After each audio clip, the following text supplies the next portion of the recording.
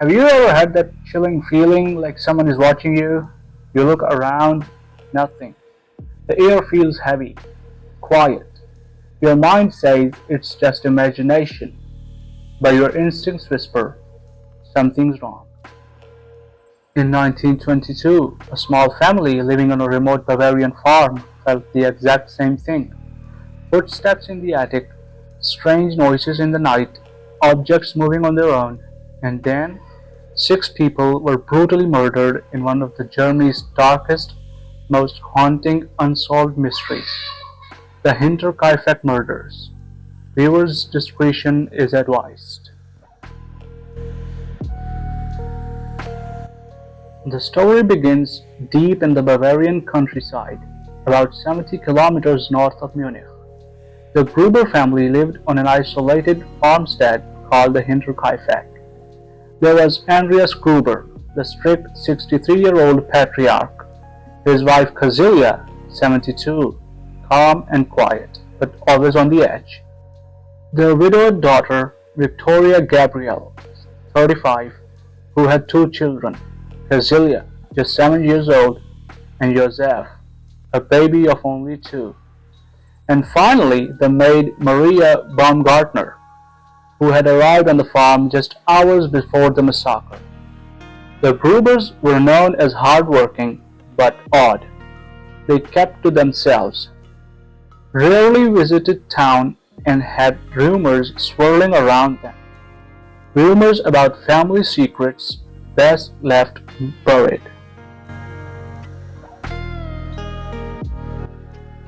Months before the murders, something eerie began happening at the Hinterkaifeck.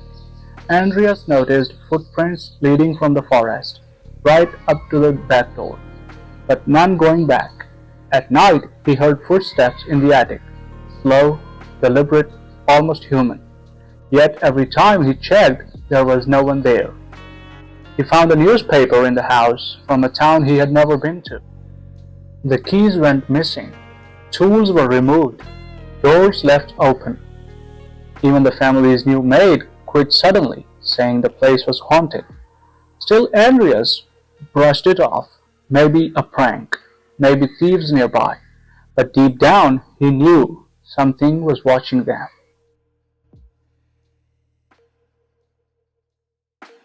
It was March 31st, 1922. The new maid, Maria, had just arrived that afternoon.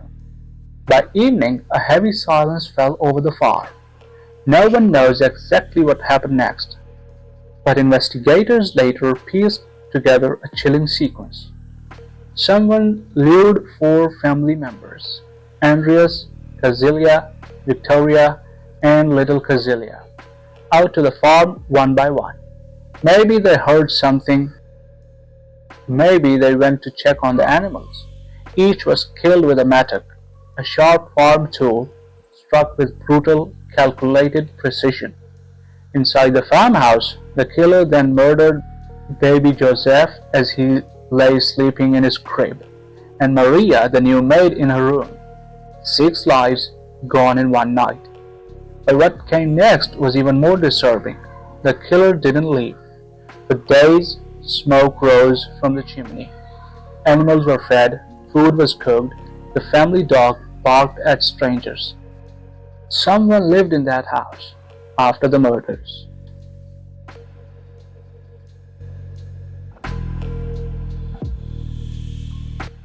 On April 4th, neighbors grew suspicious. The Grubers had not been seen for days. The post piled up. Milk deliveries went untouched. When a few locals finally went to check, they found the barn doors locked, but what they saw inside would haunt them forever. 4 bodies covered in hay and blood. Inside the house, baby Joseph and Maria lay dead as well. The scene was gruesome but eerily neat, as if the killer had taken his time. Investigators rushed in, but 1922 was a time before advanced forensics. The crime scene was contaminated within hours.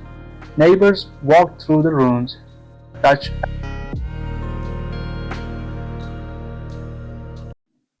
So who could have done this? At first, Suspicion fell on Lorenz Schlittenbauer, a neighbor and rumored lover of Victoria. Some believed he was the father of baby Joseph. Others said Andreas forbade their relationship and rage drove Lorenz to kill. But Lorenz helped discover the bodies and even tended to the animals afterward. Still, his strange calmness during the discovery made people wonder. Other theories suggested a robbery, but nothing valuable was missing. Some said it was a drifter or a soldier traumatized by war. There was even talk that Andreas himself had a secret, that Joseph was his own son, born from an incestuous relationship with Victoria. Could the murders have been revenge or an act of shame and madness? Even creepier, reports say villagers often saw flickering lanterns at night near the forest long before the crime, as if someone had been watching the farm for weeks.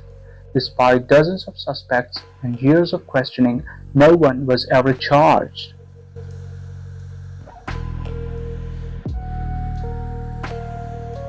The farmhouse was eventually demolished, and a small shrine was built on the site.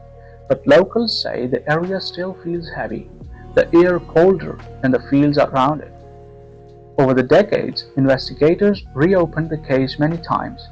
Even with modern DNA testing, the truth remains buried.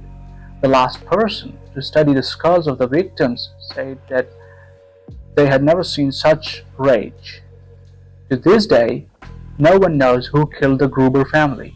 But maybe that's the most terrifying part, that someone could live among you, watch you, plan everything, and disappear without a trace.